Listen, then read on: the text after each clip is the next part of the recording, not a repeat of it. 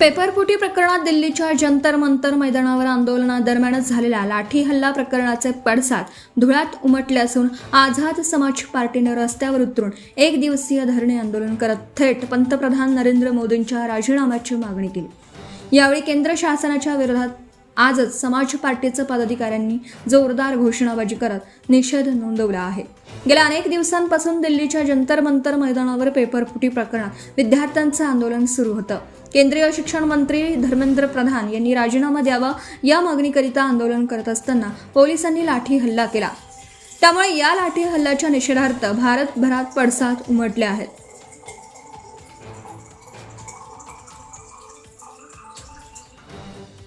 दिल्लीच्या जंतर मंतर मैदानावर लाठी हल्ल्याच्या विरोधात आणि केंद्रीय शिक्षण मंत्र्यांच्या राजीनाम्यासाठी आझाद समाज पार्टीने धुळ्यात आंदोलन केलं आहे।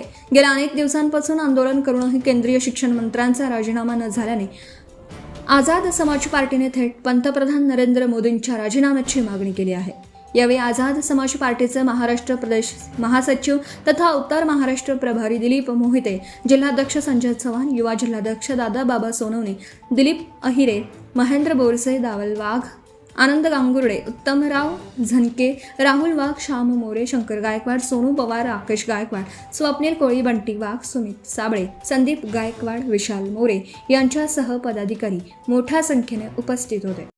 आजाद समाज पार्टी का धुले जिले में जो आंदोलन चल रहा है उसकी एक ही मांगनी है, जो केंद्रीय मंत्री है शिक्षण मंत्री उसका राजीनामा चाहिए। जो जंतर मंतर के ऊपर जो बच्चों ने, जो स्टूडेंट लोगों ने जो आंदोलन किया था उसके ऊपर जो लाठीचार्ज किया गया, हमारी बेटियों के ऊपर लाठीचार्ज किया गया।